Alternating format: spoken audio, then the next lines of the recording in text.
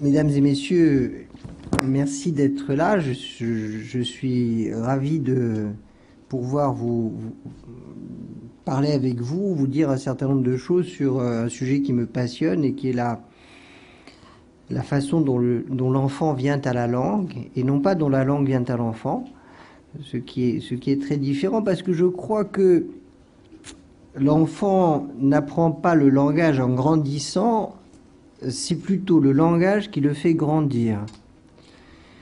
Ça signifie que je ne crois pas à l'innéisme, je ne crois pas que l'enfant naît avec le langage, et que bien sagement, cet embryon langagier attend le mûrissement neuronal de l'enfant pour peu à peu, de stade en stade, se développer.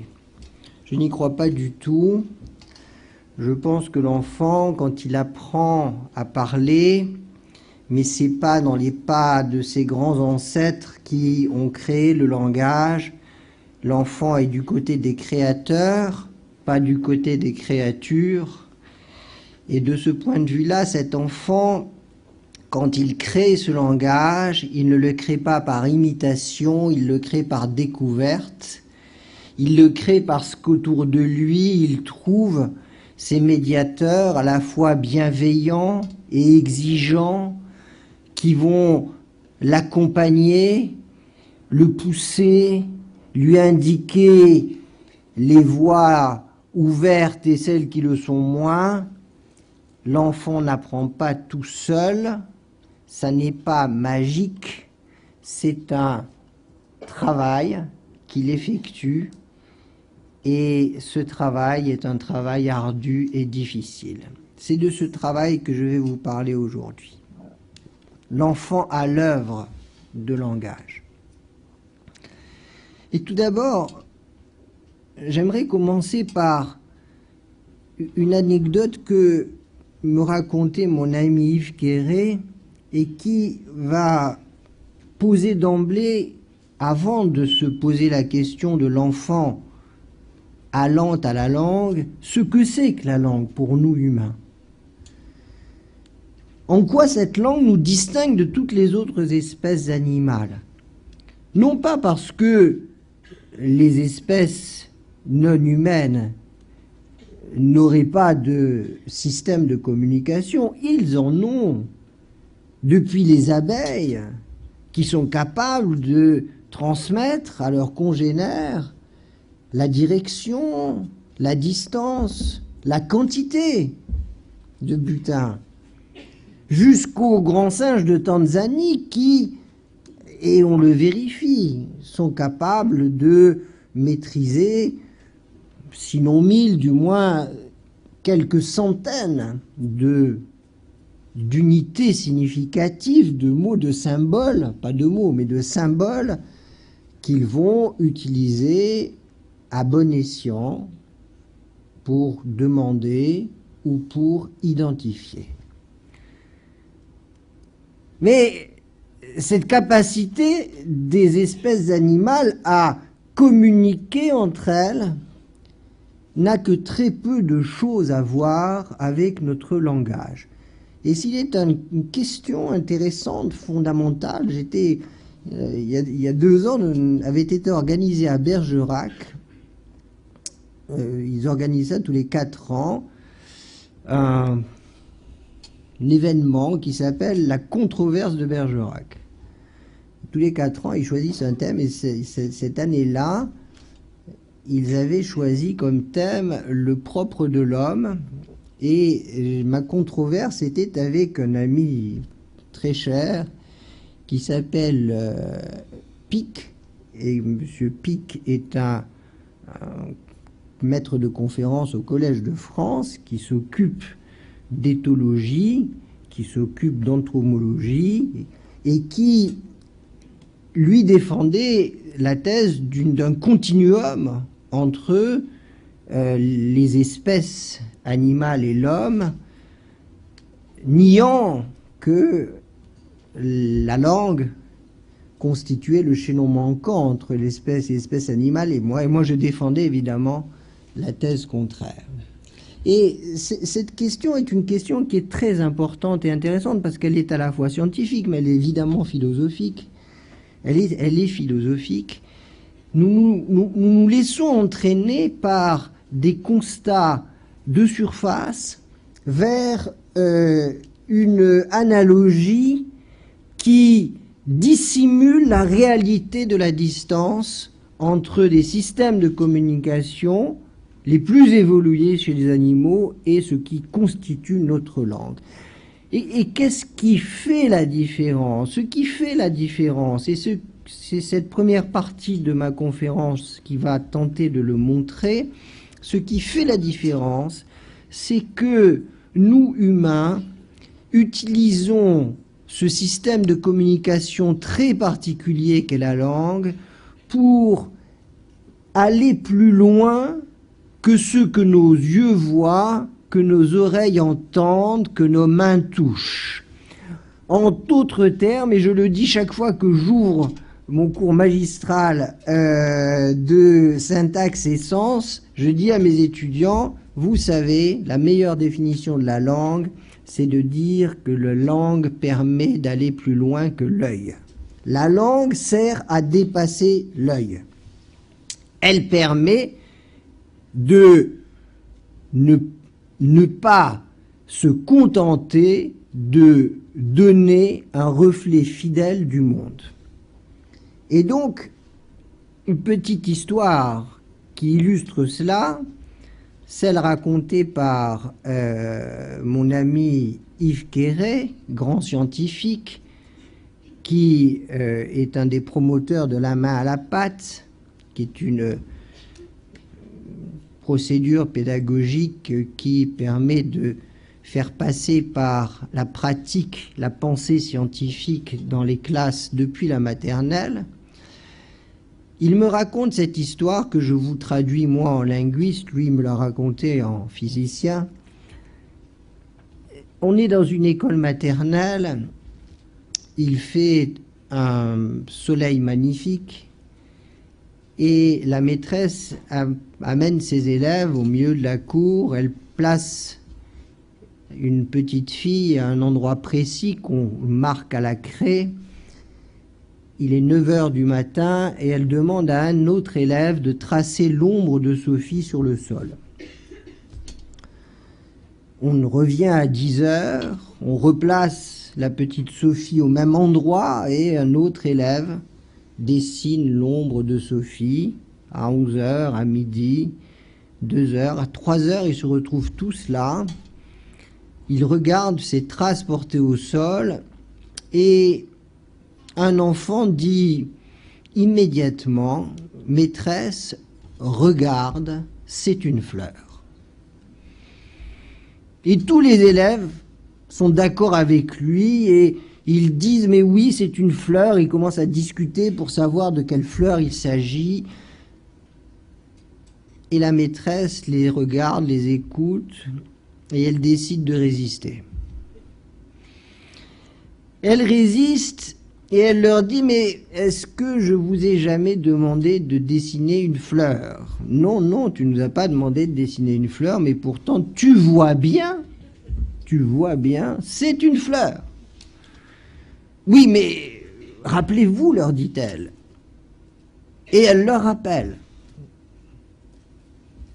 qu'on est venu le matin, et puis qu'on est revenu 1 heure après, et puis 1 heure, et ce qu'on a fait à chaque fois, ce geste rituel de tracer, etc.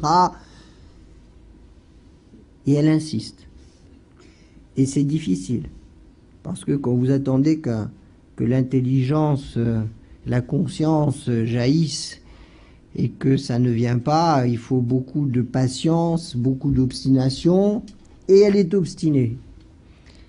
Et au bout d'un moment, une petite fille lui dit « Maîtresse, je crois que ça a tourné. »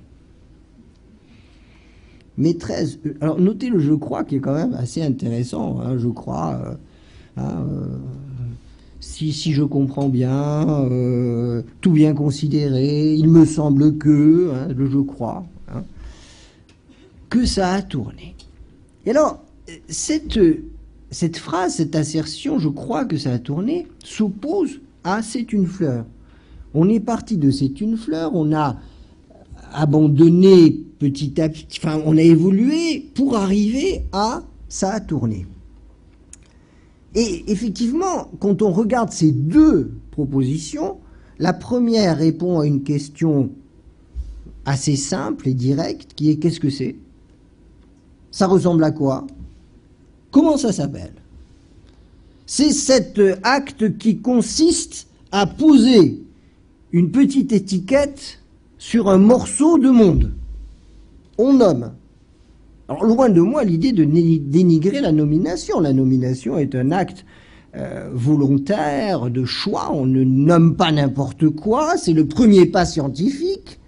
Nommer, c'est déjà dire quelque chose sur, choisir en tout cas ce dont on va parler.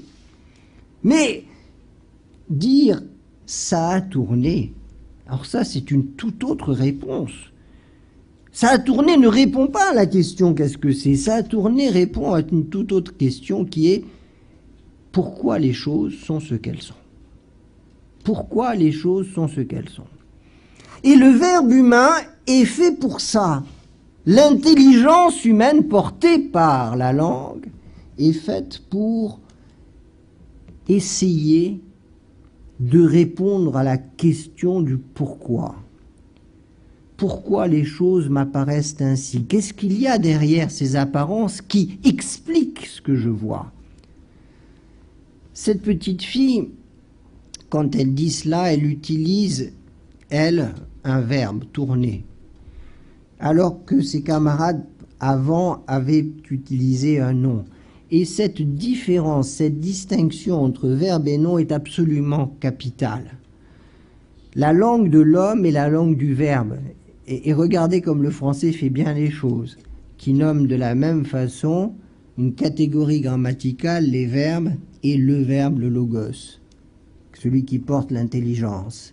Ça n'est pas pour rien. La catégorie des verbes, c'est ce qui donne à l'intelligence humaine cette puissance, cette souplesse, c'est ce qui permet d'ouvrir les paradigmes du temps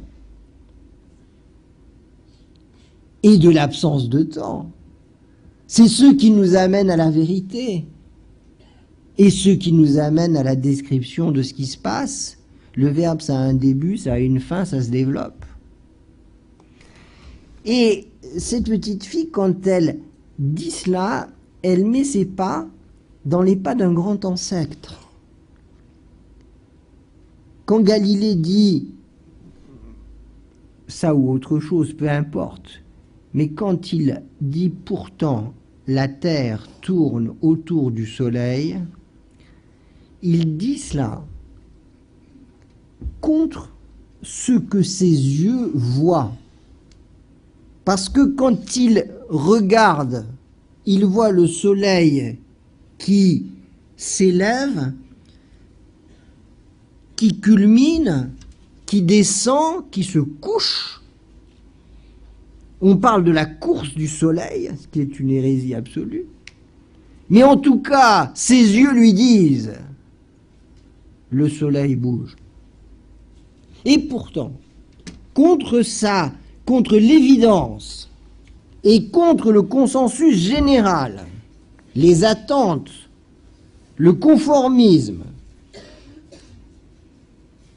institutionnalisé, il va dire la Terre tourne autour du Soleil. Et pour pouvoir dire ça, pour pouvoir aller contre l'évidence, c'est-à-dire la perception, et contre la pensée générale, qui est une espèce de chape de plomb qui ne permet pas à l'intelligence d'avancer, il va utiliser la grammaire. C'est la grammaire qui lui permet effectivement de dépasser ce que ses yeux lui montrent, d'aller contre ce que les autres attendent, et cette grammaire tout simplement lui permet, en posant terre avant tourne, de lui donner un statut de sujet et d'agent, en réglant la fonction de soleil par la locution prépositionnelle autour d'eux, il pose ce rôle particulier et pas un autre. La grammaire lui donne, par la force de sa convention, une puissance qui lui permet de porter sa pensée vers les autres au plus juste de ses intentions. Cette capacité d'être compris comme je veux être compris, c'est la grammaire qui me le permet. Imaginez Galilée sans grammaire. Il a un grand chapeau, il jette ces 3 mots dans son chapeau, il l'agite, et puis il balance tout ça à la tête de ses interlocuteurs. Il leur dit, messieurs, faites donc du sens. Quel sens croyez-vous qu'ils auraient fait? Évidemment, ils auraient posé soleil en nageant. C'est-à-dire qu'ils auraient construit une réalité en fonction de leurs attentes, en fonction de leur accord, en fonction du consensus général et en fonction de ce qu'ils voient. Il faut bien se dire que lorsqu'on retire la grammaire d'une langue, les mots glissent sur la plus grande pente culturelle, c'est-à-dire vers ce qui nous rassemble, ce sur quoi nous sommes tous d'accord. La grammaire est libératrice et subversive. C'est ainsi que cette petite fille a pu effectivement aller plus loin que sa propre perception, c'est ainsi que la pensée scientifique avance, c'est aussi ainsi que la poésie existe. Allez dire sans grammaire, la lune est bleue comme une orange, impossible. Il y a là, dans le pouvoir de la langue, cette capacité singulière de chacun d'entre nous de porter une pensée particulière, parfois subversive, parfois dangereuse, parce qu'elle est libre. La grammaire, je l'ai dit, est libératrice, et c'est ainsi que la langue de l'homme se distingue fondamentalement de toutes les espèces animales. La langue de l'homme est une langue qui fait avancer l'intelligence collective par les audaces qu'elle permet.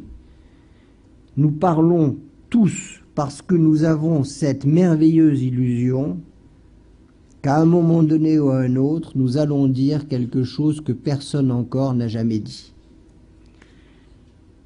Et cette merveilleuse illusion qui nous porte et qui fait que nous ne sommes pas désespérés de la parole, c'est parce que nous pouvons dire n'importe quoi de n'importe quoi. Nous posons quelque chose, nous en disons ce que nous voulons. Alors évidemment, me direz-vous, oui, mais ce pouvoir extraordinaire de dire n'importe quoi de n'importe quoi fait peser sur celui qui parle ou qui écrit une responsabilité tout aussi extraordinaire. Et oui, et vous avez raison. C'est parce que nous sommes libres que nous sommes responsables. C'est parce que la langue nous libère qu'elle nous impose une éthique personnelle très importante. Autrement, ces lignes n'existeraient pas. Ou du moins, les débordements de ces lignes n'auraient pas existé. Si la langue bien faite était nécessairement juste, alors il suffirait que les mots soient bien choisis, que les règles soient bien respectées, qu'on s'exprime de façon claire et convenable pour que notre propos soit aussi un propos que l'on peut raisonnablement considérer comme acceptable par tout le monde et correspondant à des valeurs particulières. Ça n'est malheureusement pas le cas, ou heureusement pas le cas. Ce qui veut dire qu'effectivement, et je termine sur cette question, mais elle est importante, ce qui veut dire effectivement que lorsque nous sommes à l'œuvre d'accompagnement d'un enfant dans sa maîtrise du langage, il faut non seulement lui donner les mots pour dire le monde, il faut non seulement lui apprendre à les organiser de façon convenable pour être compris, mais il faut aussi être très attentif à la façon dont il les organise et à l'intention qu'il a lorsqu'il les organise. Je prends juste un exemple. Juste un exemple. Je suis dans une école un jour, j'assiste à une discussion entre enfants que les maîtresses organisent.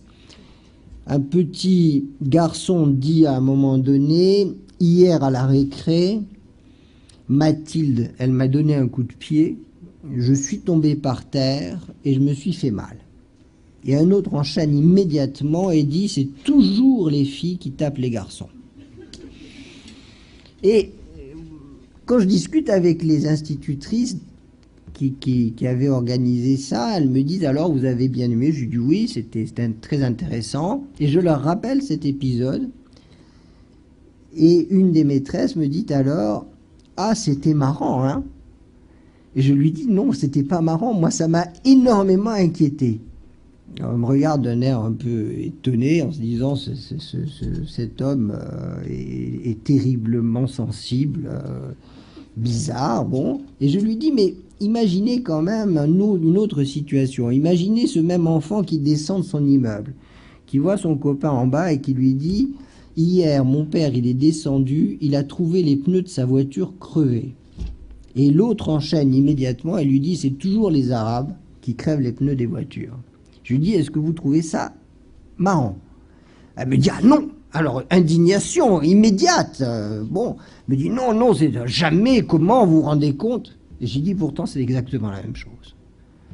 La langue est exactement à l'œuvre de la même façon. Sur le plan grammatical, quasiment sur le plan lexical, et aussi, évidemment, et surtout sur le plan rhétorique. On est passé de la proposition d'une anecdote, d'une histoire, d'un témoignage. Il y a des acteurs qui font quelque chose à un lieu précis, à un moment précis, etc. Et sur cette narration ponctuelle, on bondit dans une toute autre dimension qui est la dimension de la vérité. Et vous voyez, c'est ce passage non maîtrisé entre le ponctuel et le général qui est à la source de tous les discours les plus totalitaires et les plus inacceptables.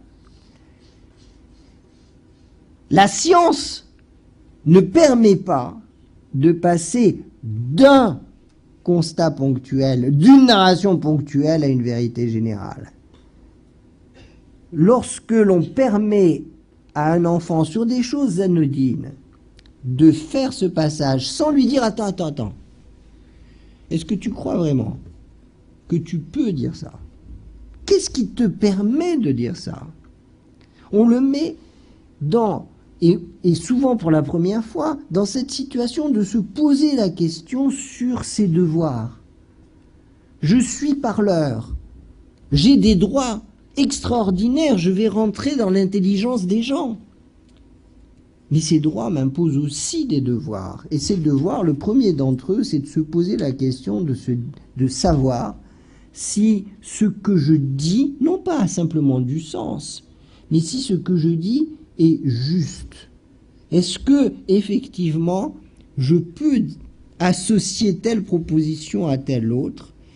Est-ce que cette association n'est pas une erreur fondamentale? Est-ce qu'elle ne va pas heurter de façon absolument déraisonnable et sans fondement un certain nombre de gens? Toutes ces questions sont des questions essentielles.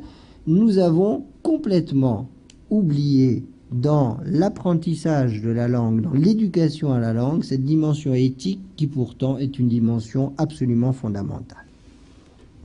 Revenons à notre petit enfant.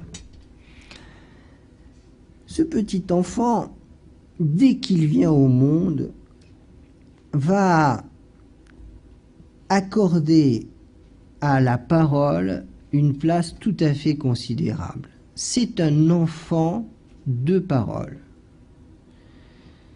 C'est un enfant de parole qui ne parlera que relativement plus tard. Il naît, mais il ne parle pas très vite. Ses premiers mots constants, reconnaissables, stables, il va les prononcer à 14-15 mois, pas beaucoup plus tôt. Jusque-là, ça bouge. Ses premières associations sont à peu près au même moment, 15-16 mois. Et on peut se dire, mais finalement, cet enfant, jusqu'à ce moment où la parole lui vient, où les premiers mots stables et les premières associations se font jour, il a été hors langue. Il y a même des livres qui ont été écrits là-dessus, sur ces enfants qui ne parlent pas ou qui parlent très tard. On disait ces enfants hors la langue. Et les enfants ne sont pas hors la langue. Donc, je vous le redis, un enfant, quand il vient au monde, est un être de langage. Son premier intérêt pour un bruit qu'il distingue des autres, c'est le bruit fait par la parole de sa mère. Il prête une attention particulière à ce bruit particulier et singulier. Cette première avancée dans le langage est une avancée où pendant ces 15 mois où il n'a pas pris la parole, comme vous le disiez tout à l'heure, il gazouille, il babille, mais pendant tout ce temps-là, il apprend à comprendre. Et c'est la première chose que je voudrais vous dire là-dessus. Il ne faut pas croire que la langue vient à l'enfant à partir du moment où il va parler, où il va émettre ses premiers mots. La langue vient à l'enfant bien avant, pendant tout ce temps où il va comprendre. Et il comprend relativement vite et beaucoup. Sauf que ça ne se voit pas. Et on a toujours ce tort considérable de ne voir la langue qu'à partir de ce qui se voit, ou plutôt de ce qui s'entend. Et tant qu'il n'y a pas entente, et nous, linguistes, nous sommes les premiers coupables en la matière, parce que nous travaillons sur corpus. Tant qu'on n'a pas du corpus, tant qu'on ne peut pas couper en phonème et en monème, on n'a rien. Et cette idée un peu sotte, qui consiste à dire « hors corpus, il n'y a pas langue », est une idée que l'on doit aujourd'hui revoir considérablement. La compréhension, c'est-à-dire la capacité d'analyser la langue pour en comprendre le sens, est à l'œuvre très vite. Quand vous lisez ce qu'écrivent des gens comme Dolto, Eliatchev et bien d'autres, qui vous disent leurs expériences avec des enfants tout jeunes, tout petits, quelques semaines à peine. Et elles vous disent, voilà, ce sont des enfants de la DAS abandonnés dans un état épouvantable, souffrant physiquement de difficultés gastriques, dermatologiques, etc. À ces enfants, nous nous adressons et nous leur disons, nous leur expliquons. On ne leur raconte pas d'histoire, on leur explique. Pourquoi? On revient au pourquoi. Pourquoi leur mère n'est pas là? On leur explique. Et elles nous disent, dans la plupart des cas, ce discours d'explication est un discours qui apporte non seulement du calme, mais qui permet d'aller mieux. Alors, on se dit, mais c'est étrange. Comment ce petit enfant de quelques semaines qui n'a pas encore percer le secret du lexique, encore moins le secret de la syntaxe, évidemment pas les secrets de la phonologie. Comment est-ce qu'il fait? Est-ce qu'il comprend? Est-ce qu'il comprend? Vraisemblablement, il comprend, pas comme nous, mais il comprend. Parce que quand elles essayent de lui raconter des histoires, ça ne marche pas. Ça ne l'apaise pas. Alors, bien sûr que c'est un mystère, bien sûr qu'on ne sait pas comment les choses véritablement se mettent en place. Mais ce qui est certain, c'est que tout au long de ces mois où l'enfant n'a pas encore pris la parole, découvert le secret des sons et de leurs articulations, mis ensemble des unités mots pour faire autre chose, dès ce moment-là, dès le début, l'intelligence de l'enfant est en marche. Et cette intelligence lui permet de comprendre beaucoup de choses de ce qu'on lui dit. Alors, vous me direz, mais pourquoi ça dure si longtemps? Pourquoi met-il si longtemps à fabriquer ces mots?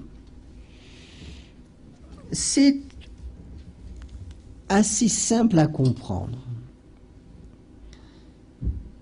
Tous les enfants du monde font areux. Presque.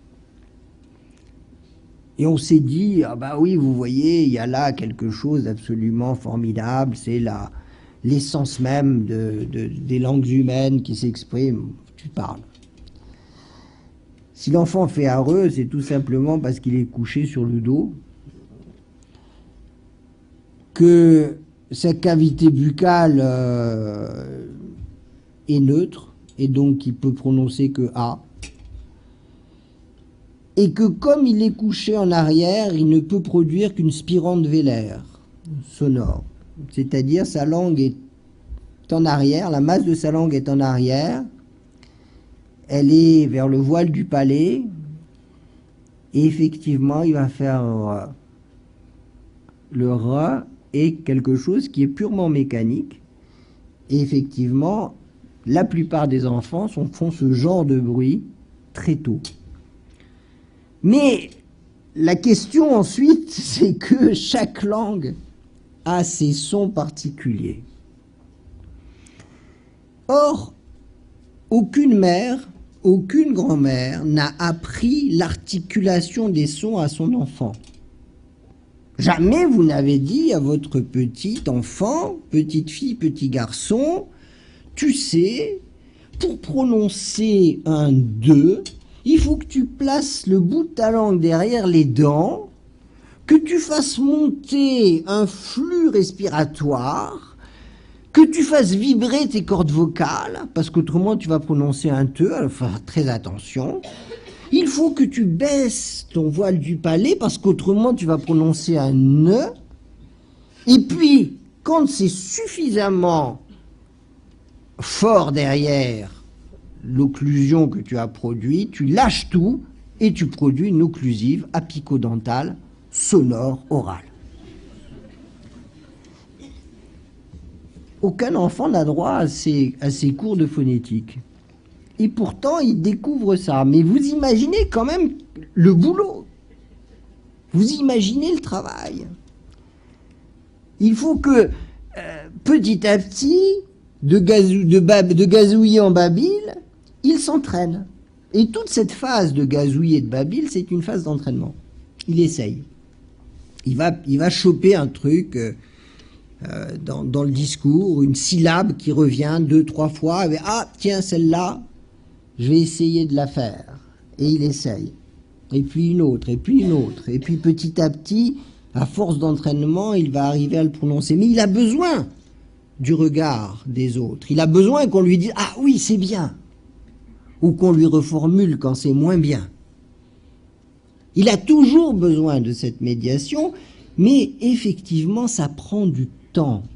Et c'est toute la difficulté de la découverte des articulations, des sons du langage qui fait qu'effectivement, il ne va arriver à cette stabilité d'articulation et donc de prononciation des mots que vers 14-15 mois.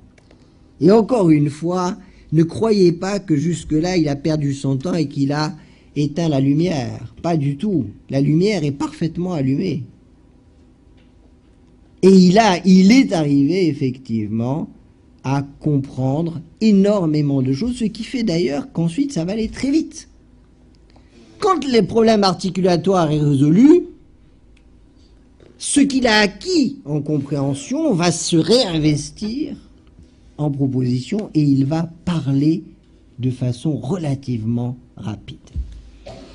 Ces questions-là sont des questions intéressantes.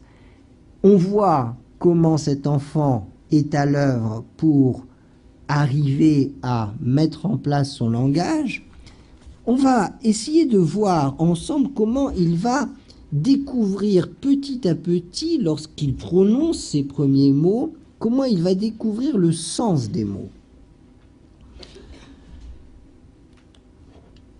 L'enfant ne découvre pas un monde découpé à l'avance. L'enfant, il a la chance d'avoir une mère ou un père qui possède la langue et donc qui regarde le monde à travers des lunettes linguistiques. Les lunettes linguistiques, c'est ce qui fait que la langue découpe le monde d'une façon particulière. La langue n'est pas cet instrument qui pose des mots sur un monde prédécoupé. La langue impose son découpage au monde. En gros, ça veut dire que on ne dit pas ce que l'on voit, on voit plutôt ce que l'on dit. Ce qui d'ailleurs vous explique que les langues du monde sont très très différentes de l'une à l'autre. Imaginez quand même que nos couleurs de l'arc-en-ciel, qui nous paraissent tout à fait universelles, sont dites en bassa, qui est une langue de Haute-Volta, avec un mot, et dans une langue amérindienne que je connais un peu, avec deux mots, toutes les couleurs de l'arc-en-ciel. Alors vous me dites, oh, ils ne voient pas bien ces gens-là. Non, pas du tout, ils voient comme vous et moi. Ils distinguent exactement les mêmes couleurs. Mais la langue a choisi de ne nommer sur cet ensemble de choses qu'un élément qui comporte l'ensemble. Pas une des couleurs, mais l'ensemble. Tout simplement parce que ils n'ont pas eu besoin, rien ne les a portés à distinguer toutes les couleurs comme nous le faisons. Pourquoi, dans les langues inuites, y a-t-il plus de 100 mots pour dire la neige? C'est pas parce que il leur est venu à l'idée de dire ah oui nous non, tout simplement parce que la langue porte la pensée, porte la vie, porte les relations entre les individus et que ils avaient besoin de le faire. Ça a l'air assez évident. Je veux dire par là, si vous voulez, que cette conquête du langage, elle est une conquête qui n'est pas guidée par ce que l'enfant voit. Elle est guidée par ce que la mère lui montre. Et par exemple, ce geste ludique qui consiste à montrer et à cacher. Vous savez, vous lui montrez quelque chose, vous le cachez. Vous lui montrez, vous le nommez et puis vous le cachez. Et ce jeu qui consiste à montrer, nommer, cacher, permet effectivement de nommer in absentia, c'est-à-dire de nommer quand l'objet n'est pas là. Et à partir de ce moment-là, la mère va apporter à cet enfant cette habitude de nommer des choses qui ne sont pas visibles. Et elle va avancer comme ça. Alors, comment cet enfant avance dans les mots et le sens des mots?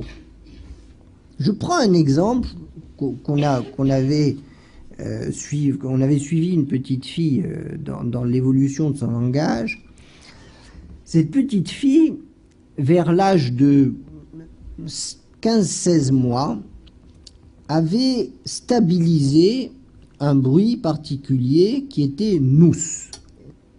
Nous, et nous, pour cette petite fille, c'était un petit ours brun en peluche, qui était le sien, à qui il manquait un œil, qui avait une douceur particulière de pelage, qui sentait assez fort le lait aigre régurgité, et qui avait donc, si vous voulez, une spécificité sensorielle particulière.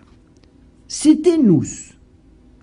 L'ours de sa sœur, qui était un peu plus grand, pas tout à fait de la même couleur, plus rêche de poils, et qui ne sentait pas pareil, n'a jamais été nous. Pendant un temps, cet enfant a associé de façon très forte ce mot qu'elle s'était fabriqué, évidemment sur modèle, à cet objet unique du réel.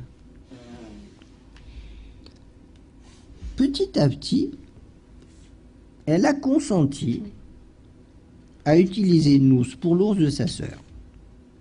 Puis, elle en a trouvé un dans un imagier qui traînait et à un moment donné, elle a dit nous. Puis, encore une autre image, puis un ours vu à la télévision, puis un jour, à l'étonnement général, caressant son chat, qui avait un pelage très doux, comme l'ours, elle a dit nous. Et vous voyez comment cet enfant a fait un trajet considérable qui part, si vous voulez, d'une relation très concrète, unique, avec un élément perçu, hein, et qui n'avait qu'une identité de perception. Comment, partant de là, petit à petit, elle s'en est, non pas détachée, parce qu'elle est restée, c'est resté nous, mais comment petit à petit, ce signifiant phonique, ce bruit, petit à petit, a pris un champ beaucoup plus important jusqu'à devenir quelque chose de relativement abstrait lorsqu'elle l'utilise pour le chat. Et donc, on voit bien comment le langage d'un enfant se développe au niveau lexical. Cet enfant part de cette relation très directe et concrète au monde, et petit à petit, de ce qui est vraiment sa relation forte, immédiate, intime au monde, et petit à petit il accepte que ce bruit qu'il a fabriqué désigne une catégorie d'objets beaucoup plus importante, voire des objets abstraits, et c'est à ce moment-là qu'il va rencontrer les autres, dans cette capacité effectivement des mots à décrire des objets très divers du monde. Et vous voyez, cet enfant tout petit, il a 14-15 mois, en l'espace de 2-3 mois, il va voir son champ s'ouvrir. Ça me rappelle ce qui s'est passé dans une école, qui pratiquait ce qu'on appelait des ateliers de mots. Et dans ces ateliers de mots, les enfants apportaient des mots tous les jours, ils les mettaient dans une boîte et on en parlait. Et un enfant, alors ça pouvait être des mots assez rares et bizarres, ça pouvait être des mots très banals. Et un jour, le jour où j'étais là, un enfant a apporté le mot noir.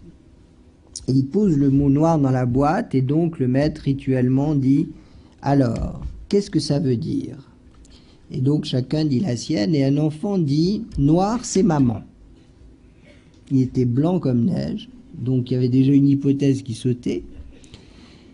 Et donc les autres lui disent « Mais enfin, qu'est-ce que tu racontes? Non, c'est pas possible, hein, on peut pas dire ça. » Donc il discute, il explique que sa mère travaillait fort tard, et donc il ne la voyait que la nuit, quand lui était déjà couché, et que donc, noir, c'est maman. Et donc, on avait là, 5 ans et demi, là, hein, maintenant, hein, on avait là cette relation extrêmement intime entre un mot et un sens qui n'appartient qu'à lui. Et tout le jeu de ces ateliers de mots était de faire intervenir les autres, qui évidemment disaient non, on n'est pas d'accord, et donc donnant d'autres définitions, souvent tout aussi intimes que la sienne, pour arriver finalement à un compromis qui consistait à dire, écoutez, il faut qu'on se mette d'accord. Qu'est-ce qui nous rassemble? Et le trajet, si vous voulez, d'un enfant dans la conquête du langage, c'est ce trajet-là. C'est ce trajet qui le fait quitter l'intime, le singulier, le personnel, pour accepter petit à petit de s'ouvrir à quelque chose qui n'a plus rien à voir avec son intimité, mais qui a à voir avec les autres et la convention et la façon dont on va pouvoir communiquer avec les autres. Et on voit bien que tout ça est à l'œuvre très tôt. Ce petit enfant, très tôt, il va faire cela. Il va ensuite passer à la combinaison de mots. Ça, c'est très très important. Un jour, cet enfant dit, c'est toujours cette petite fille qu'on suit, elle dit un jour, maman, elle dit un jour,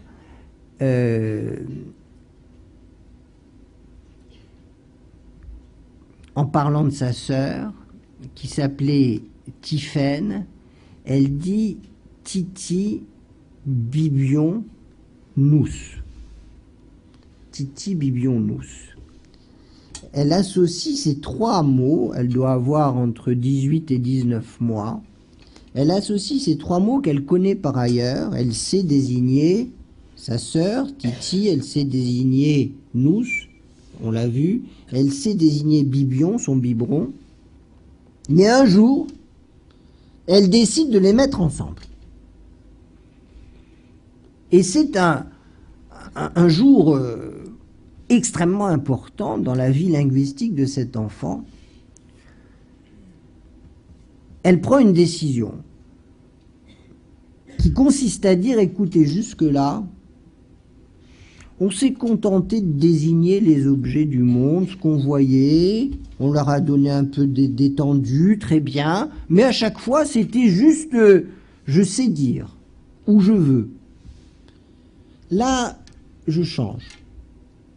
Là, il ne s'agit pas simplement de désigner individuellement des éléments que je vois, que je sens, que j'entends. Là, je vais tenter de mettre ensemble ces éléments pour vous convier à une construction. Ce qu'elle voulait dire, cet enfant, elle voulait décrire une scène qui se passait juste devant elle, où sa petite sœur, enfin sa grande sœur plutôt, jouait à donner le biberon à l'ours. Et elle faisait cette mise en relation des 3 éléments couverts par une enveloppe extrêmement claire du point de vue intonationnel. Elle disait « Poupou bibion nous ». Titi bibion nous, parce qu'elle avait dit aussi poupou un jour, c'était la poupée qui donnait le biberon. Et cette mise ensemble de ces 3 mots changeait les règles du jeu. La question qu'elle posait, c'était de construire un sens qui n'était pas simplement l'addition des sens de ces 3 éléments, mais qui allait beaucoup plus loin et qui posait la question d'une réalité globale. Ce pas particulier que fait un enfant à un moment donné, c'est le pas qui sépare la désignation individuelle des éléments de ce qui est tout à fait autre chose et qui est la construction globale du monde. Cette question-là, effectivement, est posée par cet enfant à 18-19 mois. Ce sont les premières tentatives de mise ensemble. On pourrait dire que c'est le premier pas syntaxique, syntaxis, mettre ensemble, syntaxis, mettre ensemble, c'est la première tentative d'un enfant de mettre ensemble. Alors, ce qui est important et ce qui est intéressant, alors, c'est de se dire, bon, très bien, cet enfant, il a fait tout un parcours, il a découvert les sons, il a accepté que les mots prennent de plus en plus de sens différents, il a fait un premier pas vers la mise ensemble et il commence à aller vers cette idée d'une syntaxe, mettre ensemble des mots. Comment va-t-il maintenant avancer vers cette capacité de parler aux autres? En gros, comment se développe le goût des autres? Il faut comprendre que à cet âge-là, l'enfant, vous avez vu, hein, il a quelques mots, il commence à faire des combinaisons. En gros, il n'a pas grand-chose dans sa besace. Hein. Il essaye. Et il a une chance considérable, c'est que ceux à qui il s'adresse, ces adultes qui sont près de lui, ils sont décidés à le comprendre envers et contre tout. Et puis, il ne parle que de choses qui sont là, à des gens qu'il connaît parfaitement. Les premiers pas d'un enfant sont des pas où il a peu de moyens, mais il a une situation tellement facilitante que ça marche. En gros, les premiers pas d'un enfant dans la langue se font dans la connivence et la proximité. Et s'il n'y a pas connivence et proximité, ça se passe très mal. Il faut qu'il y ait connivence et proximité pour qu'un enfant commence, fasse ses premiers pas. Mais toute la question alors, toute la question va consister à tirer un enfant de ce cocon douillet de la connivence et de la proximité pour peu à peu le conduire sur une route compliquée et difficile qui va l'amener un jour à affronter cette situation très compliquée et très difficile où l'on parle à des gens qu'on n'a jamais vus, de choses que ces gens n'ont jamais entendues. C'est toute l'histoire de l'apprentissage du langage qui se joue là. C'est la découverte de la distance, la découverte de l'inconnu, le défi lancé à la langue d'attaquer au loin, le défi de l'étranger. Et je crois que c'est cet accompagnement-là qui est le plus indispensable. C'est ce qui va faire que l'enfant, petit à petit, va découvrir qu'on ne parle pas à un autre soi-même. C'est ce qui va faire que nous avons compris que la langue n'est pas faite pour parler à celui qui me ressemble, que la langue n'est pas faite pour parler à celui qui croit dans le même Dieu que moi, qui a les mêmes idées, les mêmes convictions, mais qu'au contraire, la langue est faite pour parler à celui qui est le plus éloigné de moi, au plus étranger parmi les étrangers, pour lui dire des choses étranges. Je dirais, si je me laissais un peu aller, comme il est tard, on peut, que la langue est faite pour parler à ceux que l'on n'aime pas, beaucoup plus que pour parler à ceux qu'on aime. Même si, effectivement, il faut parler à ce qu'on aime. Il faut évidemment parler à ceux qu'on aime. Mais, vous en conviendrez, parler à ceux qu'on aime, c'est relativement facile. On se connaît si bien, enfin, ce qu'on aime depuis longtemps, hein. On se connaît si bien que un geste, un regard, une allusion suffisent. Mais quand on ne s'aime pas, quand on n'est pas d'accord, alors on a besoin d'aller chercher au plus profond de la langue les mots les plus précis, d'articuler ses phrases de la façon la plus claire, si l'on veut espérer être compris de l'autre. C'est la distance et la différence qui donnent à la langue la chance d'être puissante. Et tant qu'un enfant n'a pas conscience de la distance et de la différence, il ne va pas s'emparer des moyens de la langue.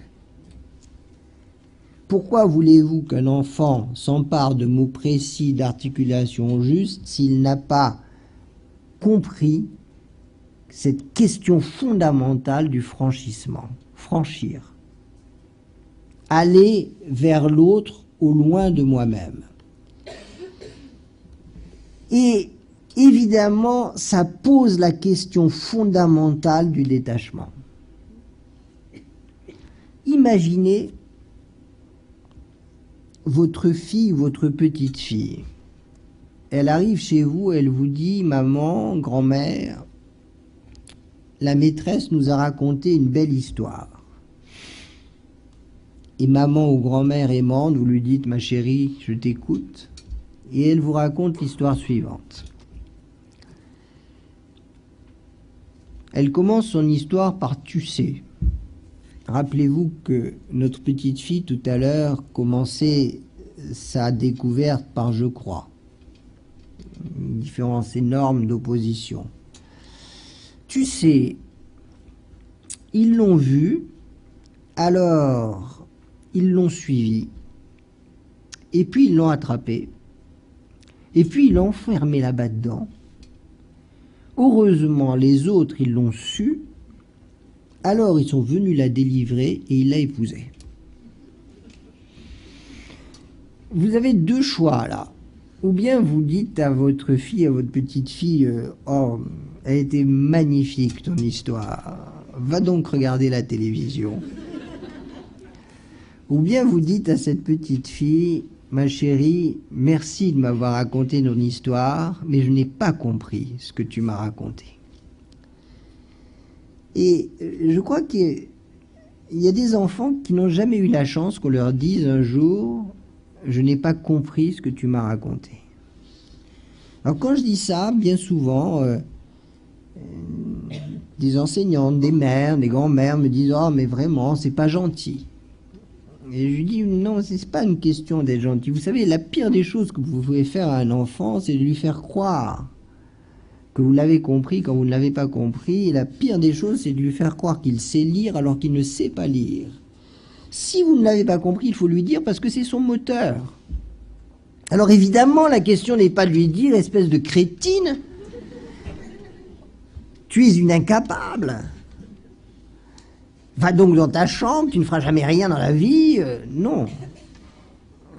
Ce qu'on lui dit, c'est: tu es la personne qui compte le plus au monde pour moi. Je t'aime. Et c'est parce que je t'aime que je brûle de te comprendre. Je veux te comprendre parce que je t'aime. Et il faut le lui dire. Parce que vous comprenez bien, cette petite fille, elle croit dur comme fer que votre tête et la sienne ne font qu'un.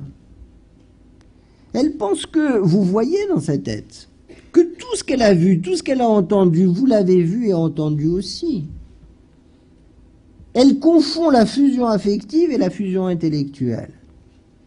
Et il est de votre devoir à un moment donné de lui dire: ton intelligence est singulière, mon intelligence est singulière. Il y a dans ta tête des choses qui ne sont pas dans la mienne et vice-versa. Et la langue est faite pour ça. Elle est faite pour faire passer des choses qui ne sont pas dans ma tête, de ta tête à la mienne. Cette césure, cette distance, ce détachement intellectuel fait sur fond d'amour, affirmé, et d'autant plus affirmé qu'on se détache intellectuellement, est une nécessité absolue. Si on ne le fait pas, Vous avez des enfants qui pensent que cela va sans dire. Puisque tu sais tout de moi, alors à quoi bon le dire?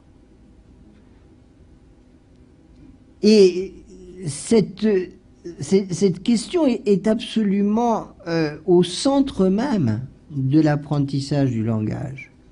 Il faut que l'enfant, à ce moment-là, comprenne ce que parler veut dire, et c'est à sa mère, ou à l'adulte qui est là en tout cas, et qui est en relation affective avec cet enfant, de le lui dire.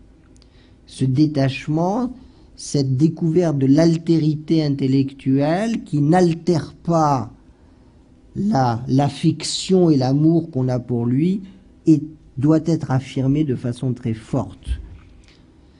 L'irritation de cet enfant doit être dépassée. Et on va lui expliquer pourquoi on ne comprend pas. Parce qu'on ne sait pas qui a suivi qui a attrapé qui, a enfermé qui et où, et qui a délivré qui et qui a épousé qui. Et petit à petit, cet enfant va accepter. Et il va se mettre au travail. Alors, je reviens sur cette idée du travail. Il va se mettre au travail. Il ne va pas se mettre au travail simplement parce que sa mère le lui demande et qu'il veut lui faire plaisir. Peut-être un peu, mais pas seulement. Il ne va pas se mettre au travail parce qu'il a peur d'être puni. Il va se mettre au travail parce qu'il comprend qu'il va gagner en force, qu'il va être plus existant, qu'il va avoir un pouvoir plus important sur le monde et sur les autres. Il va accepter de dire que ce sont les méchants lutins qui ont suivi la princesse, qui l'ont attrapée, enfermée dans une caverne profonde, et que le roi et le prince sont venus la délivrer et que le prince l'a épousée. Ce travail qu'il fait, c'est comme un sculpteur qui, à partir d'un morceau de bois informe, avec un ciseau, va peu à peu, à coups de ciseau, lui donner forme et sens.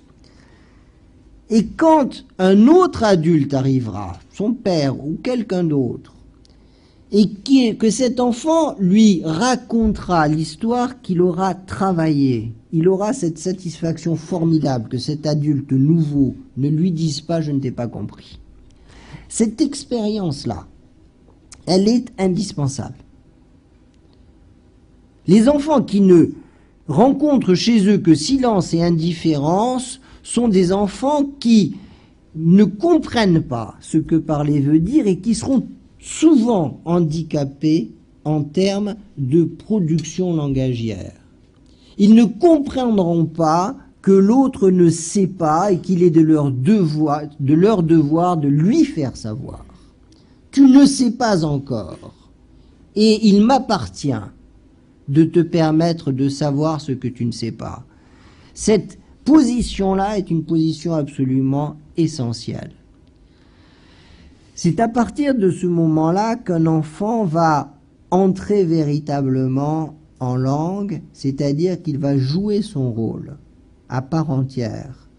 Homme parmi les hommes, ou femme parmi les femmes, petit enfant d'humain et par là même garant de la construction de l'intelligence collective, capable de s'emparer des conventions pour porter sa pensée vers les autres, il va, à partir du moment où il aura petit à petit conquis les mécanismes du langage, il va les utiliser en fonction des attentes de l'autre, il va négocier avec l'autre pour lui donner ce dont il a besoin, il va comprendre aussi, et c'est une chose essentielle, que le langage n'est pas communautaire, que le langage n'est pas réservé à ceux qui sont identiques les uns les autres. Il va, à travers ce langage, et c'est une des choses essentielles que nous avons à transmettre à nos enfants, il va comprendre que ce langage, c'est ce qui nous permet d'aller au plus loin de nous-mêmes, de trouver l'étranger aimable, parce que c'est lui qui est... quand je dis étranger, ça ne veut pas dire qu'il est nécessairement d'une autre ethnie ou d'une autre langue, mais l'étranger, c'est celui qui est différent de moi, qui ne me ressemble pas. Et que c'est ce défi-là qui est le défi du langage. Je vous remercie.